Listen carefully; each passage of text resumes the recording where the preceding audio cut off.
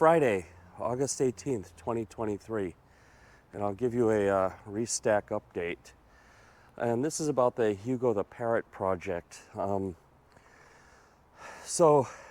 other day, a few days ago, I think 2 days ago, we got a message from the Balkan crypto community, and here you can see it. I'll just post it here, and everything. And as you can see, it's got quite a rude tone. It's not a normal way that people introduce themselves and want to learn more about you. They've already come at us with an aggressive, tone, and already it seems like they have their minds made up about us. So how did this come about? I did this podcast interview with Badun, and he's the Croatian guy living in South America, and we had a really nice chat for over an hour. I explained everything about the project, about our intentions. It's not a money-making endeavor, it's a fundraiser, and we want to use Web3 technologies, blockchain, and apply it to a fundraising use case, instead of like selling t-shirts and coffee cups or just outright begging for money, to try to create some Web3 entertainment aspect around it. So anyway, I first ignored them, and then my partner Andrew, the actual person who owns Hugo the Parrot, or Hugo the Parrot's father, as we say, called me and said, no, we should talk to these guys. They have a lot of power and everything in the Balkans. Like, they're like a consortium of influencers, and if you get past them, they will help you. And I was like, I personally, I don't like things like that anyway. I like things to be more democratic, that you go through some review process and there's some standard you follow and some standard process, instead of just being subject to the whims of some these are like unnamed, undoxed people, just phantoms hiding behind pseudonyms. But anyway, I agreed, and they also messaged me, you can see, on Instagram. They got through me on LinkedIn. They're really determined. So with the same message, and as you can see, their LinkedIn account, they just set it up for the express purpose of getting in touch with me. Usually everyone who's working as a professional has a LinkedIn account. That's kind of like the Facebook for, professional networking. So I went ahead and introduced myself in there, asked them what's up. I told them, ask your questions, ask about whatever you want. Go refer to our website, check our white paper, and whatever. So we played along. We explained ourselves. We told them all the info's in the public. I said, Andrew and I are completely undoxed. We're all known. We're businessmen. We're not children. We have families. We have jobs. All of this stuff. But anyway, so in their Telegram chat, I'll tell you how this went along. So after explaining ourselves, and here's some of the Q&A I got. They asked me why I got kicked out of the Balkan Telegram channels, and I was in two of them. One was like the crypto community for the Balkans, and the other was like for a conference where we were going to try to introduce the project, but I don't know, that didn't go anywhere. We couldn't get in touch with the right people. And so they said I was spamming and everything when I was just asking questions. I was asking questions about the on-ramp. What's the easiest way for people, and if you don't know what Balkan countries are like Serbia, Croatia, Kosovo, Albania, I think Macedonia, Montenegro. There are those countries in the Adriatic Sea across from Italy. If you go to Italy and then you go a little bit further east. They used to be part of the Soviet Union. They used to be known as an area called Yugoslavia. And there's been a lot of American military activity there because there's been some crazy genocides and things like that going on. It's just a really, it's calmed down now. I think it's calmed down. It's not so crazy as it used to be. And I think some of the countries now are getting into the European Union and getting the euro, and it's getting normalized. But anyway, so enough about that. So they asked me why I got kicked out of those groups. So I was like, I placed a help wanted ad to find someone who could do marketing for us. You know, I was asking about, you know, this on-ramps, like what is the legal way? Because it's really hard actually to buy crypto with a credit card in some countries. The banks don't like it, so they block out, you know, Binance or wherever. And even Binance itself, it's tricky to set up KuCoin. So I was like asking, like, what could a 50-year-old person who's familiar with like YouTube and Facebook, what's the easiest way for them to get into crypto, and can we educate them?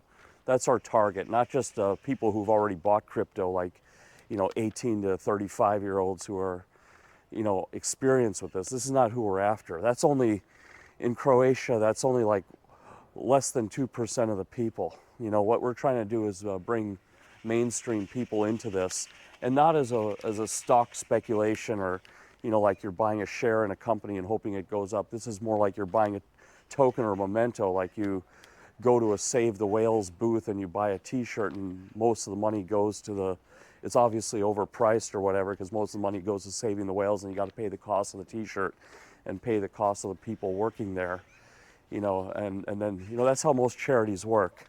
You know, like 60, 70% of what's donated actually goes to the cause, and then the rest goes to overheads. But we wanted to get that number up to 80 or 90%, you know, working from home and using technology. It's a lot of birds, really. Mornings in Ukraine. It's not any calm. So that I answered those questions. They still weren't happy. So I've already figured that these are people, no matter what you tell them, their minds are already made up. They will never be happy with anything. Then they kept asking about vesting tokens. Well, vesting tokens is, it's like what Ethereum did or whatever. You know, you hold the tokens so that you're not dropping a bag on a person, but this is not an investment project. This is a fundraiser.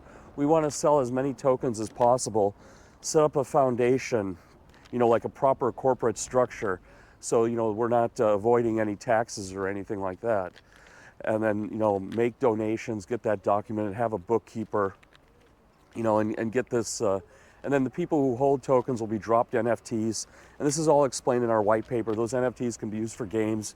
We've already built 2 Web3 games. We have a game engine. So this is not pie in the sky stuff. We've done stuff for De Coco in Switzerland. You know, we built a battle royale gaming engine. And we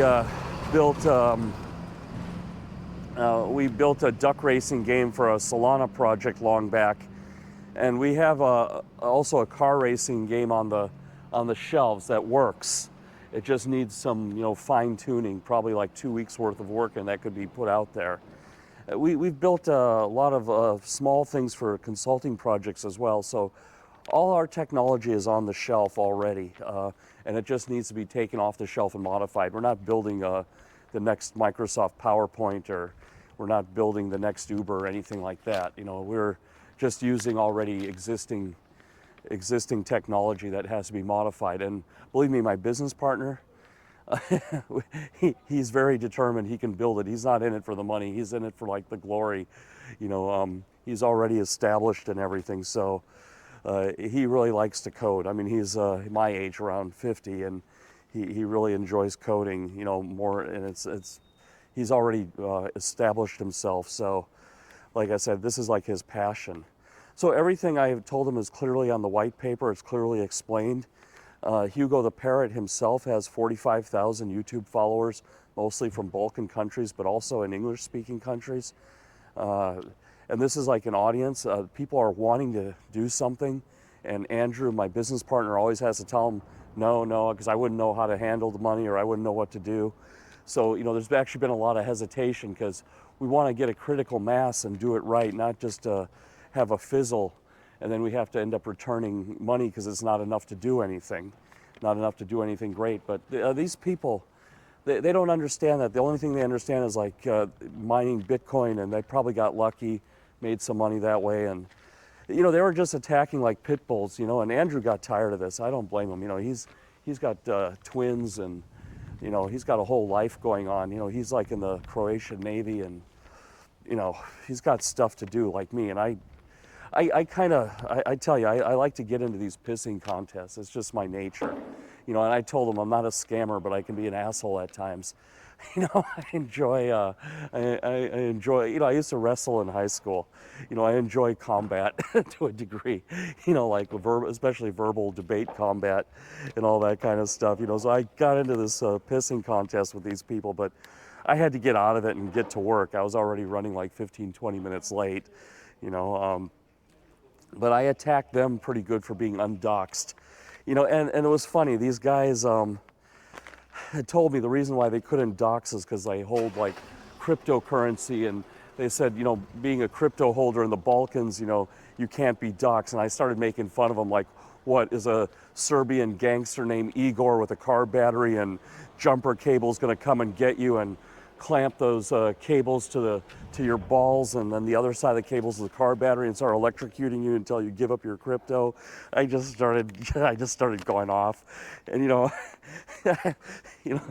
like I said, I was in the U.S. Navy, so I'm quite familiar with the Balkan region, and these guys are all like, when I got kicked out of that chat, I was making fun of them because they're all telling me, oh, you don't know how hard the Balkan people had it, and how tough we are, and I was like, oh God, I lived in Chicago.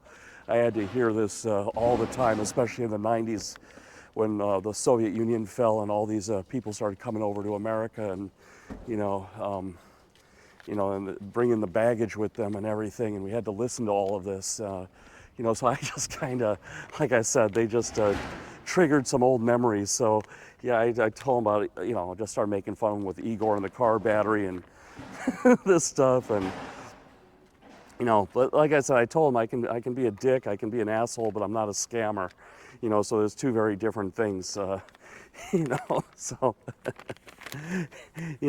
anyway, so as I saw this was like a no-win situation, and I was just like, what the hell? Let's just go off on these guys. And if you're listening to, if you're a fan of these people, you should probably find something else to listen to on YouTube. They're just a bunch of losers, and they're going to guide you wrong. They haven't done a good job in Serbia, or the Balkans or Croatia, educating people and bringing mainstream people on board into Web3, and showing that Web3 would have some positive uses outside of just scams and speculation. Right now crypto is just seen as a penny stock, unfortunately, and NFTs are just seen as JPEGs you pay money for. And just FYI, we do have clients. We sign NDA agreements. We have a very interesting project going on in the UK, and it's taking some time, but the profile will be pretty high once we get through all the legal and the business side of it. It's a law firm had contacted us that represents A-list celebrities, and we're just working through the planning and the due diligence. These things move incredibly slow, when you're first getting to know people, because we're like a new company, new agency, but they gave us the chance over like some places in London, probably because our cost is lower and we're easy to talk to and easy to work with.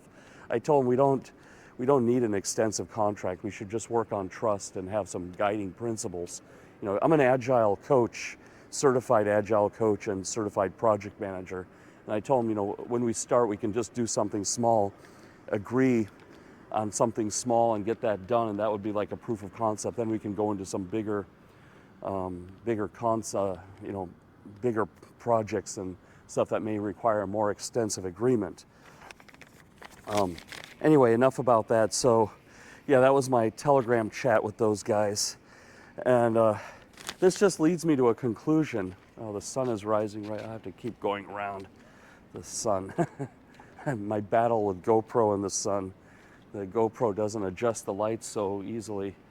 I look like I'm on my way to heaven or something. So I have to jump up there somewhere. So yeah, what do I want to get to? Yeah, so this is our need for the government, to get involved in the blockchain and crypto space. That, maybe a crypto project or a nonprofit or something like this that wants to do NFTs or wants to do a token, they can registrate themselves somewhere. We go through some scrutiny from a government that would have a democratic process. They would fill out an application. They would do their due diligence on us. They would tell how we should do things. If there needs to be a vesting period. I mean, because this is all like just arbitrary. This faceless, nameless group of people hiding behind pseudonyms, and just making threats to everyone. They seem to be the sole deciders, sole arbitrators. And interestingly enough, since we didn't agree with them, they started like harassing us. And my partner Andrew in Croatia, he's pissed. He wants to take them to court already. They were just posting memes of us being scammers and everything. Because like I said, we didn't play along with them. We answered the questions, we explained our project, we told them it's not a speculation to make money, it's a fundraiser, and it's a very simple mechanism, and we're just using digital technologies to automate analog processes. But no, they didn't want to get into that. They want to harass us. So they came into my Telegram chat, into his Telegram chat, into the Hugo chat, and they're posting all this harassment. And this is the kind of monkey people you're dealing with in the crypto community, and why we want the government and why we want them to regulate this thing and create guidelines and create agencies where we can register ourselves, because they'll do a hell of a lot of better job. They'll do a hell of a lot of better job than private groups of individuals who don't even want to dox themselves. The only reason why people don't dox themselves is because they're trying to hide from the government, hide tax, not pay taxes, or so they can do stuff like this. They can go and, they get their YouTube following up there and they can harass people. But I'm speculating that most of their followers or whatever aren't even real. I mean, the crypto community is dead. I mean, like Decentraland and Sandbox, multi-billion-dollar projects, barely have hundreds of users. They have like low 1,000 users or high hundreds. I mean, after spending billions of dollars. I mean, just to give you some perspective, my wife has an Instagram, and she has like 600 followers, and every time she posts something, she gets a lot of excitement, and she didn't spend even $1 on advertising. She just posts pictures whenever she feels like it, like we're at a restaurant or we're in some interesting place, she just posts a picture. So, yeah, that's how. So that's just some perspective for you. But yeah, the crypto community, it's become a cult. Like people in AI, it's not a cult. They're looking for problems to solve. But the crypto, it's like become a religion, and it's not a very good one. It's definitely not Christianity or Islam or Buddhism or Hinduism. It's not one of the big four, in the world. It's a really crappy. It's an okay technology. It solves problems like ledger-based problems, like marking ownership problems. There's probably $1 trillion potential in that. It's not going to be as big as AI, but it is like, it is a technology, and it has a purpose, but it's definitely not a good religion, and it's definitely not a monetary replacement. I've been advocating that all along, that I don't want to live in a world where crypto replaces the dollar or the euro. I don't want to, that's when Igor with the car battery, and the jumper cables is going to come and put them on your testicles and extort money out of you. And if all the houses are on the blockchain as NFTs, like your property ownership is an NFT, and he'll keep electrocuting you at 2 o'clock in the morning until you give up your private keys and take all your assets.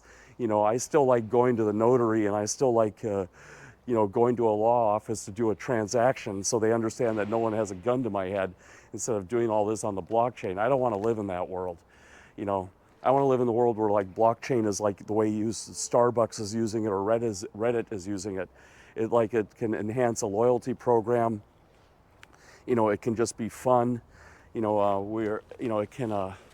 can mark ownership of data, or something like this, but not something so serious like money or property.